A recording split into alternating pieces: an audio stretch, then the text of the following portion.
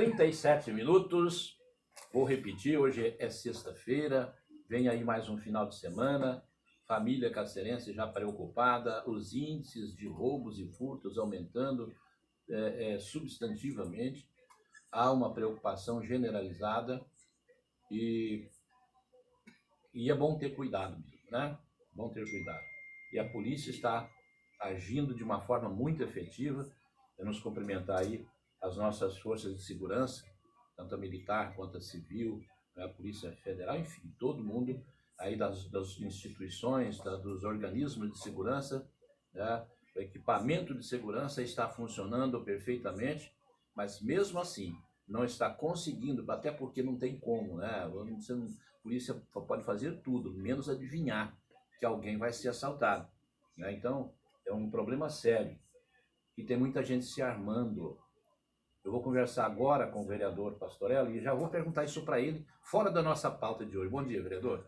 Bom dia, Facchini. Bom dia, Hilton. Bom dia, ouvintes da Rádio Difusora. Sempre a satisfação estar aqui, fazendo prestação de contas, né, do nosso trabalho nesse veículo importante que é a rádio. Vereador, eu estou preocupado com essa corrida armamentação, como é que fala, hein? Corrida armamentista, né? Corrida armamentista da sociedade. O que você vê? Como é que você vê isso aí? Facchini, infelizmente, essa condição agora de pandemia pegou um Estado brasileiro despreparado. Despreparado para lidar com catástrofe, despreparado para lidar com esse tipo de isolamento, despreparado para lidar com os problemas econômicos advindos disso. Obviamente foi surpresa para todos, mas no nosso caso foi pior, né? Porque isso foi postergado, não houve uma gestão central, por exemplo, do governo federal sobre a pandemia, ficou delegado a estados e municípios e cada um se virando como pode. Estados e municípios adotando estratégias diferentes e, consequentemente, a gente viu algumas que estão dando certo, outras que estão dando errado, mas no contexto geral, a população está ficando mais em casa, aumentando os incidentes, por exemplo, de crime doméstico, de violência doméstica, e as pessoas sem renda, né, apelando, porque continuam tendo suas necessidades, apelando, às vezes, para o crime. Eu acredito, Facchini, que não é a função de segurança pública é do Estado. A função de segurança pública não é do próprio cidadão. Quando o cidadão se arma, quando o cidadão quer se proteger, ele quer proteger a sua família, obviamente é legítimo isso, mas ele não é preparado para isso, ele não tem treinamento para isso é caro e ele acaba fazendo isso na ilegalidade, né? Hoje tem uma arma legal muito cara. Então é preocupante e acaba que essa arma depois ela vai abastecer também o crime. É preocupante realmente essa situação, mas eu entendo que é consequência de um Estado que estava despreparado para lidar com essa condição. Muito bem.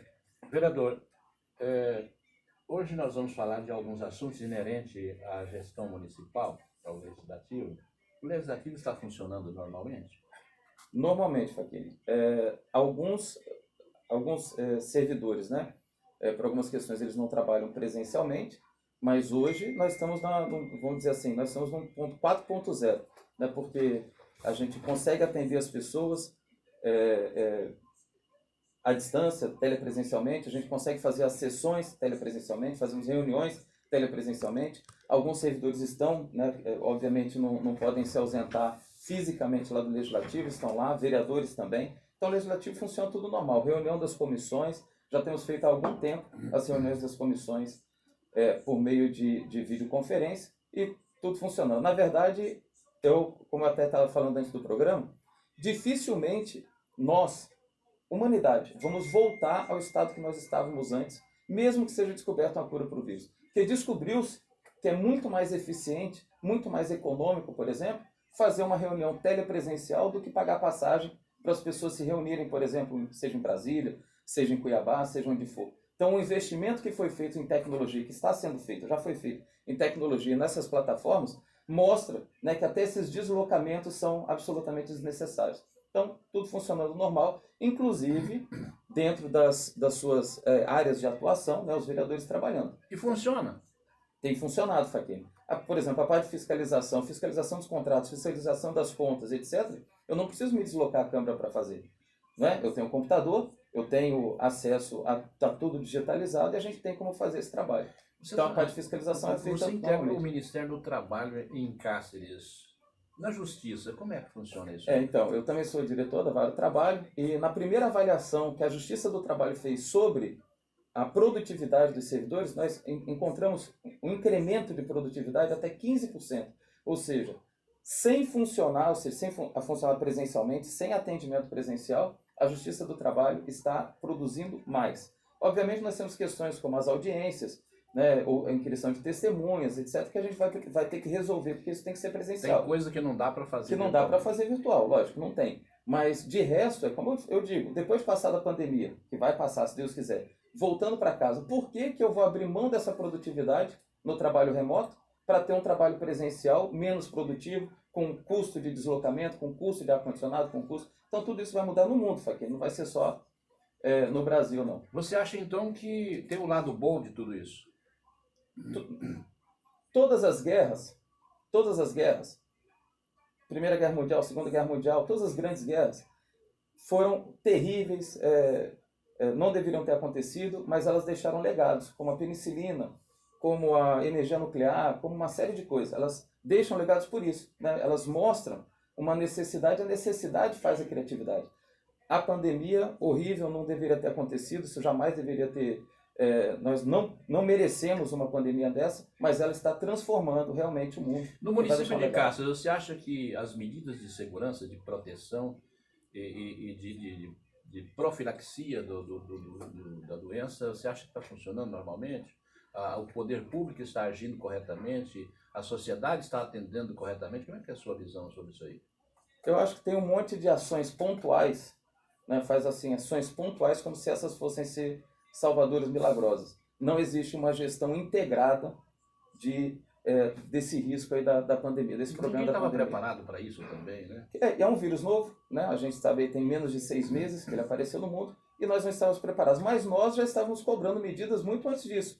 Por exemplo, no início da pandemia, quem estava comprando os seus próprios EPIs, etc., eram os servidores da saúde. É o agente comunitário de saúde, é o enfermeiro, todos eles estavam comprando para si. E há quanto tempo nós cobramos o pagamento da insalubridade desses servidores? Inclusive, em janeiro foi anunciado pela prefeitura que iria começar a fazer o pagamento da insalubridade dos servidores e até agora nada. Né? Nenhum servidor está recebendo. Até hoje? Até hoje não. Isso daí está matéria da própria página da prefeitura dizendo que em janeiro começaria a pagar o pagamento da insalubridade dos servidores da saúde, a periculosidade do pessoal dos guardas, e etc., até hoje não pagou nada. Então, não é questão só de não estar preparado para o vírus. Nós sabemos que temos medidas para tomar para estarmos preparados para qualquer coisa. O pagamento da insalubridade é uma necessidade. Você acha que a população está colaborando? A população ainda não acredita, né? Infelizmente, o poder público também não está dando motivos para acreditar. Vou exemplificar.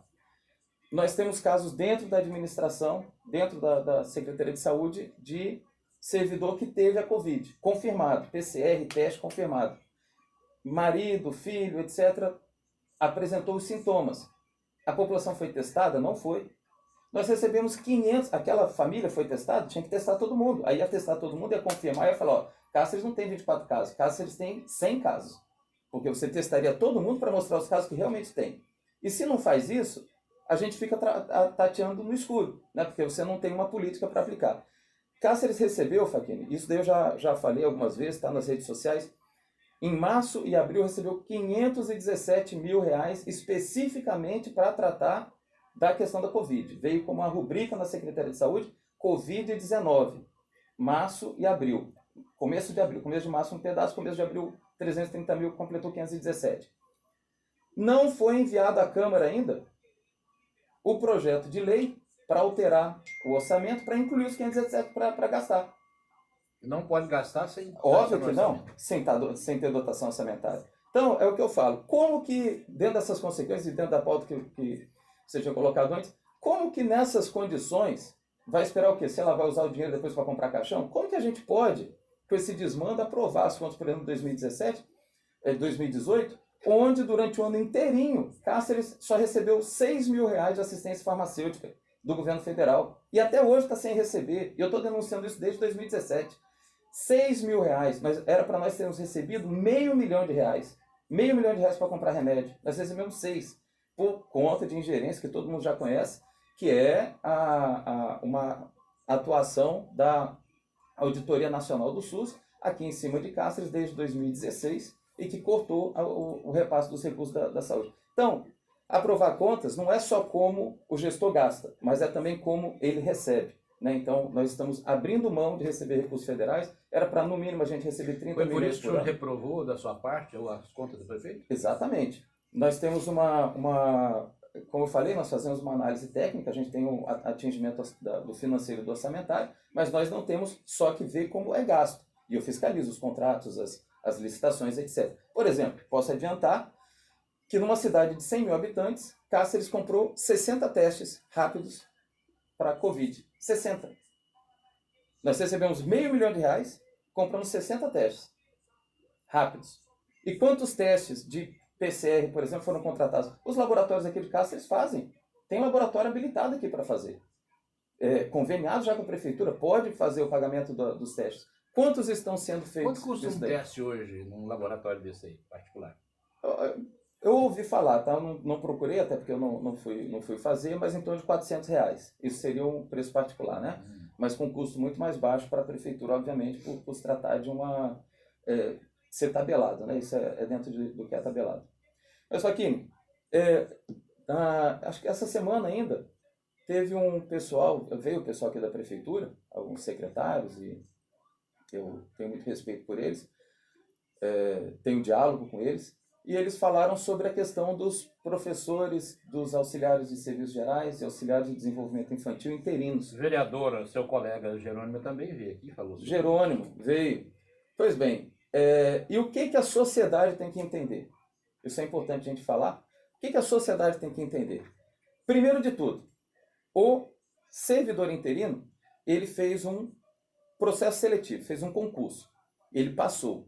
Então, dentre vários que se candidataram, ele foi aprovado, fez o concurso, ele está lá. O servidor interino não é prestador de serviço. Essa é a primeira coisa que tem que entrar, porque eles estão tentando caracterizar o servidor como prestador de serviço. Aí dizendo assim, se ele não está prestando serviço, não tem que receber. Ele não é prestador de serviço. Ele não tira uma nota fiscal, ele não paga ISS, ele não é um prestador de serviço. Ele foi contratado para preencher a lacuna do servidor efetivo que o município não supre. O município tinha que aumentar o quadro de servidores efetivos, aí não precisaria do servidor interino. Não aumenta o quadro, não aumenta o lotacionograma, contrata o servidor interino. O status é o mesmo. É o mesmo, é servidor público, com vínculo, um sendo efetivo e o outro sendo temporário. Aí o que aconteceu? Quando saiu o decreto, aquele 88, nós imediatamente derrubamos, e aí depois o prefeito vai e faz um outro decreto, pior, que um 88 era só de 6 de abril a 30 de abril, ele faz um que é de 6 de abril a 30 de junho. Ou seja, ele suspende o contrato. E o que eu quero deixar muito claro aqui para quem está nos ouvindo e para a sociedade em geral, é que ao fazer esse decreto suspendendo o contrato, o prefeito ele violou o princípio da legalidade estrita. O que é esse princípio? Para eu fazer alguma coisa, ao cidadão comum, você pode fazer qualquer coisa que não seja proibido. Ao gestor público, a quem está investido de um cargo público, seja por concurso eletivo, seja prefeito, vereador, você só pode fazer o que a lei manda. Então, na lei 1931, que é a lei dos interinos, não existe nenhuma possibilidade de suspensão do contrato. Existe a admissão e existe a rescisão, não tem suspensão. Então, o prefeito, na hora que ele faz um decreto suspendendo, ele está suspendendo baseado em qual lei? Ele poderia rescindir esse contrato? Então. Pode rescindir e fazer a devida indenização. Só que por que ele não vai fazer isso? Inclusive, houve até um clima de ameaça. Mas a gente pode rescindir? Pode rescindir. E qual que é o entendimento que o STF tem? Se rescindir o contrato, veja só a situação. Dos 311 interinos, 190 pelo menos são servidores que ganham salário mínimo. Isso é importante dizer. Servidores que ganham salário mínimo são os auxiliares de serviços gerais e auxiliares de desenvolvimento infantil.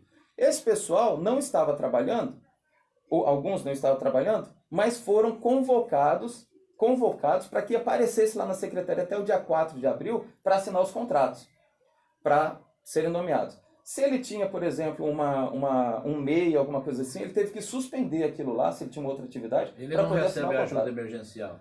Aí o que aconteceu? Dia 4 foram lá, os últimos, né, assinaram seus contratos, aí no dia 20 ele resolve não pagar retroativamente ao dia 6. E diz agora que vai pagar um adiantamento do salário atrasado, né? Como se fosse um adiantamento referente ao salário atrasado. Mas vamos lá. Esse servidor, se ele não tivesse assinado contrato nenhum, ele estaria em casa e receberia R$ 600 da ajuda emergencial.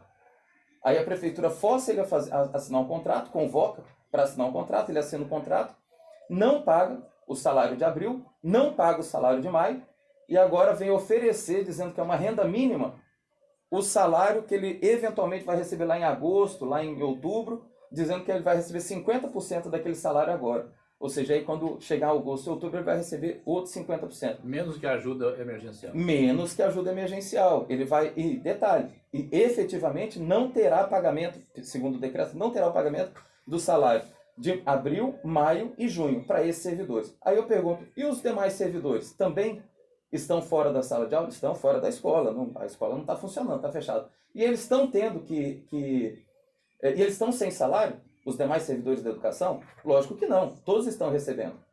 Por isso que eu quero deixar claro que a prefeitura, ao assumir, ao pegar ele elencar... Mas existe algum princípio legal que garante a isonomia entre interinos e efetivos? São absolutamente. Eles têm a mesma condição. Mesmo status. Mesmo status. O que existe de diferente é que é um contrato por prazo determinado, e é um contrato que deveria ser excepcional, o que já foi descaracterizado aqui na prefeitura, porque recorrentemente contrata interino. A gente sabe que tem interino o tempo todo, né, principalmente na saúde e na educação. Ele tem por prazo determinado e o efetivo é por prazo indeterminado.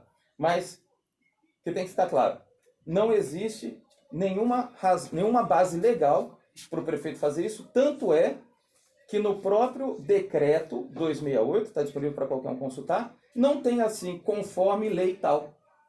E o prefeito não pode governar a cidade por meio de decreto, porque nós não estamos no tempo da monarquia, né? Nós estamos numa república, então nós temos a divisão dos poderes e ele tem que fazer o processo legal para fazer alguma coisa, ele não pode fazer por decreto. Muito bem. Só para registrar, nós falamos de início, o senhor é contra ou a favor da redução do número de vereadores, de 15 para 11?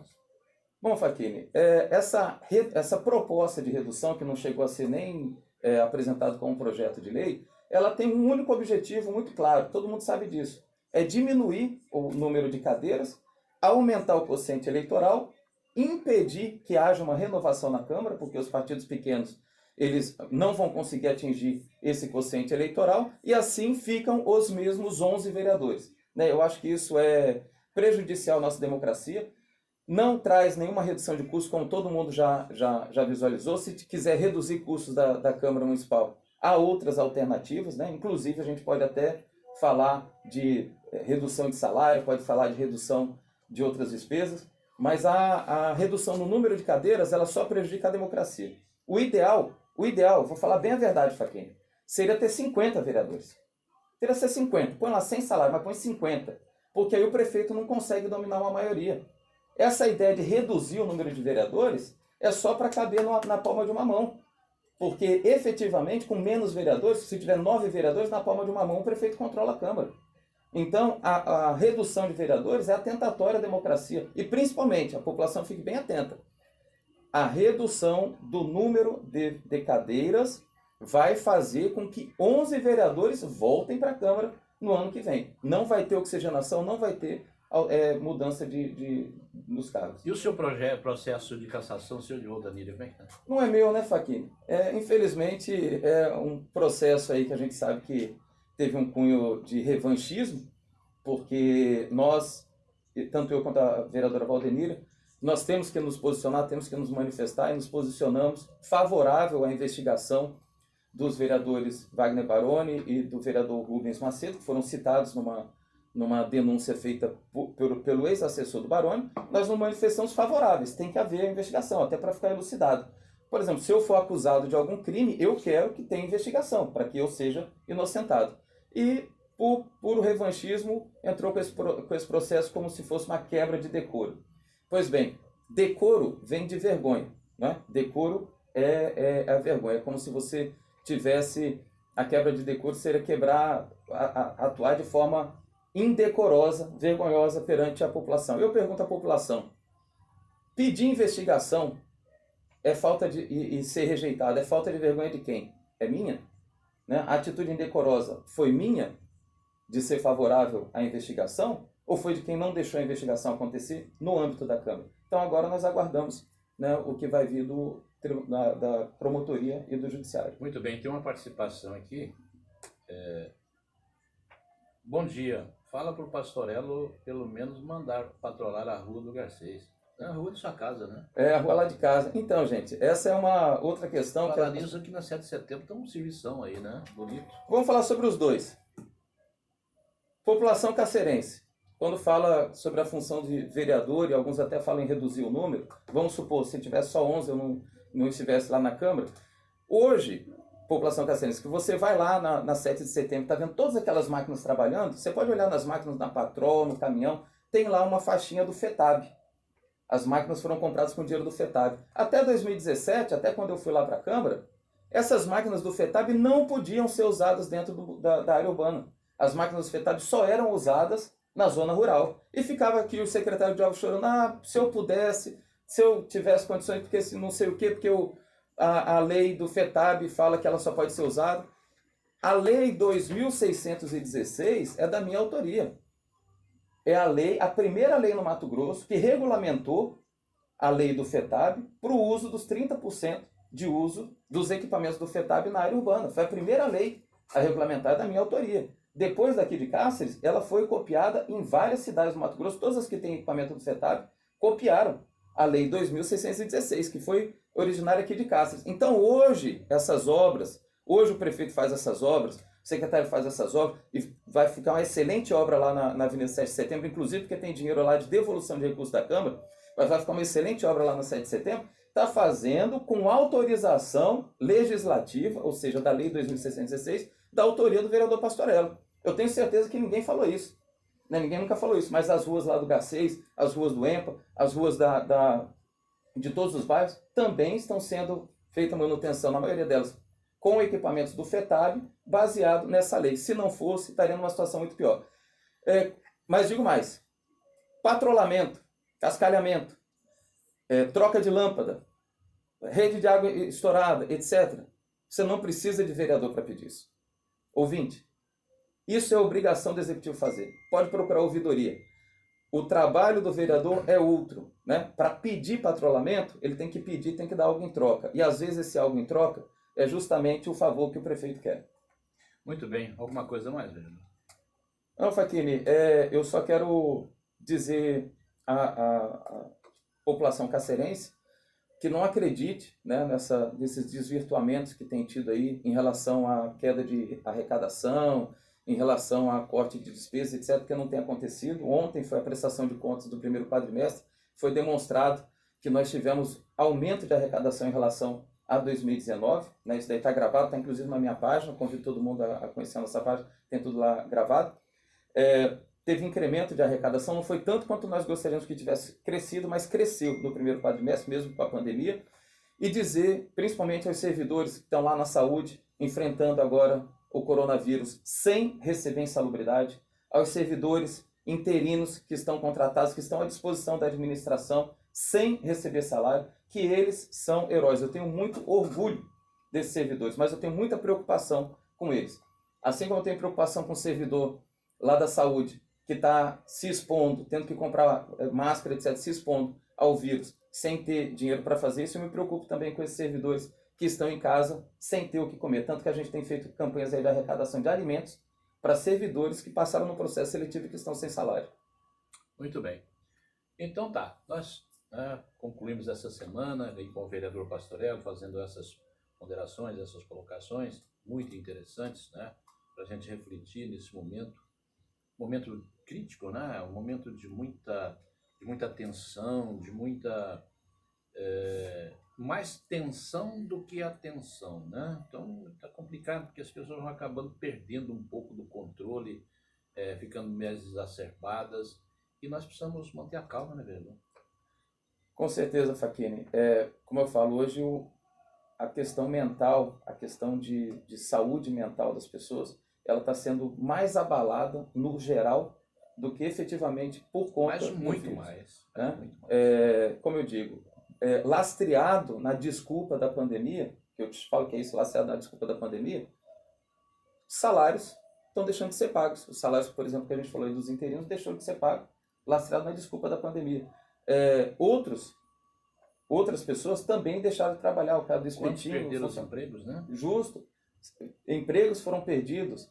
Profissionais liberais ficaram impedidos de trabalhar, né? Aquela pessoa que tirava ali o seu sustento na ponta de rua, etc. Então, isso gera um problema muito mais grave, vamos dizer assim, muito mais grave do que o próprio vírus. Aí fala assim, então você acha que tudo tem que funcionar normal e deixar o vírus se alastrar? Obviamente que não. O Estado brasileiro, ele existe para isso, para coordenar e não deixar que os efeitos desse vírus atinjam as pessoas. Então, é um momento que a gente precisa de muita solidariedade entre as pessoas, e nós temos visto isso.